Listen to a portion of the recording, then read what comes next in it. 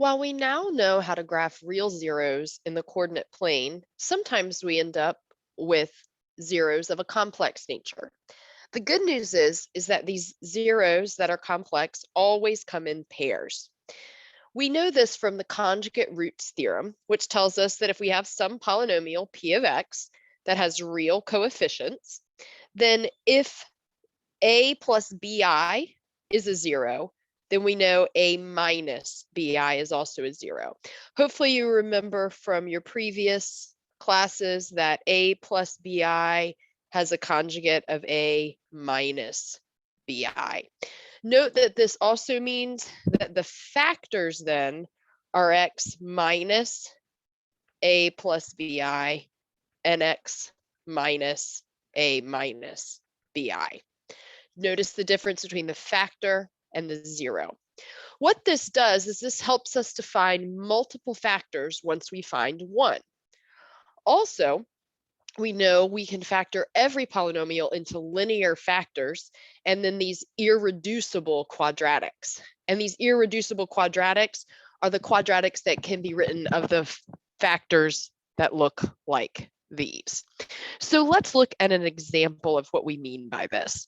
Consider if we are given that 4 minus 3i is a 0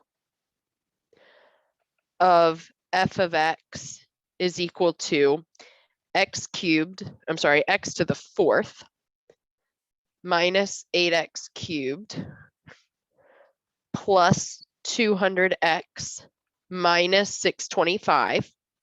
We want to factor f of x completely.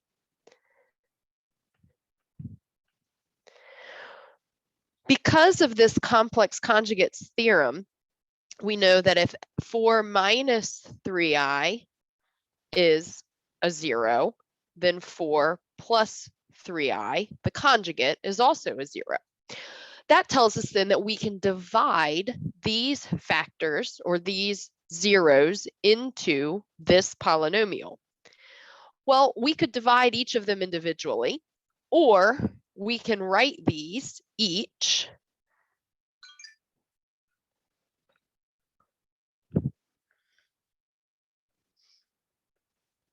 as the factors and then divide by the factors.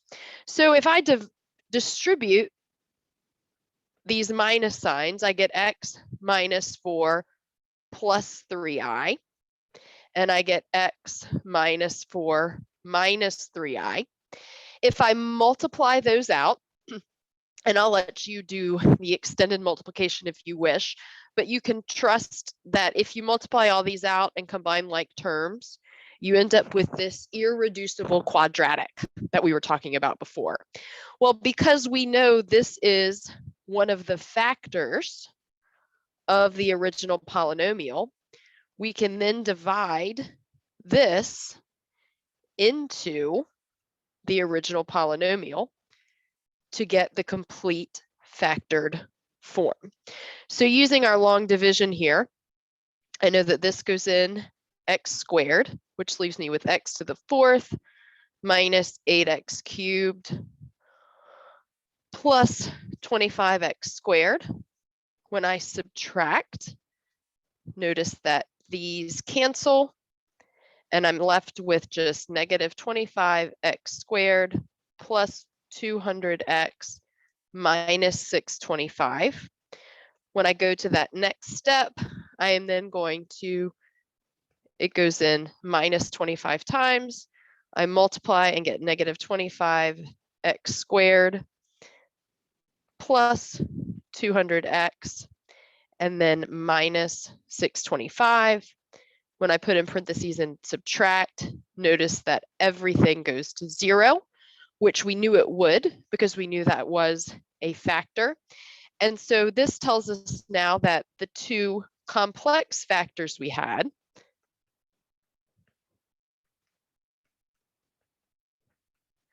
and then this factor, which fits the difference of squares pattern, we can completely factor the original polynomial into this form.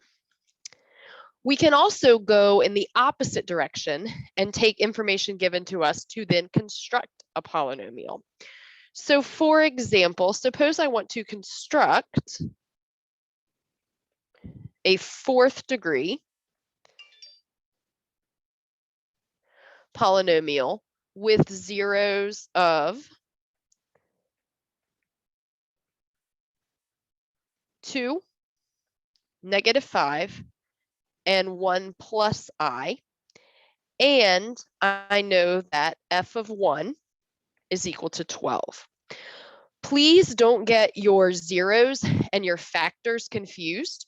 Remember, if this is a 0, then the factor is x minus 2. If this is a 0, then the factor is x plus 5. If this is a 0, the factor is x minus 1 minus I. We've got to distribute that negative.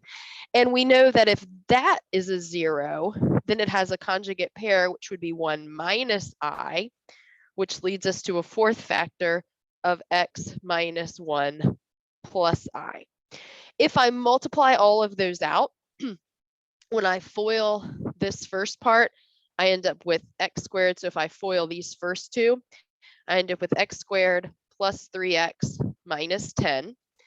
And then if you multiply this next part out, you end up with x squared minus x plus xi minus x plus 1 minus I minus xi plus I plus 1. And if you feel the need to go through all of those steps, you can certainly pause the video here and check that. But when you combine like terms, if you feel comfortable with that algebra, there's no need to go through all of that. When you combine all of your like terms here, you end up with that irreducible quadratic. And this leads us to the conclusion now that we know that f of x is equal to some a leading coefficient. If I multiply these two together, I end up with x to the 4th plus x cubed minus 14x squared plus 26x minus 20. But we had one other piece of information that we can use. I know that if f is 1, that y is equal to 12. So I can set this equal to 12, and that leaves me with 1, when I plug in 1 for each x, plus 1 minus 14 plus 26 minus 20, which leaves me with 12 equals a times -6, which leads me to that leading coefficient of -2. And when you multiply all of that out and multiply in that leading coefficient, you're going to end up with -2x to the 4th minus 2x cubed plus 28x squared minus 52x plus 40. And again, if you wish to go through all that algebra, you can. And then if you have any questions about it, feel free to come meet with me during office hours, and I'll be glad to go into detail about it.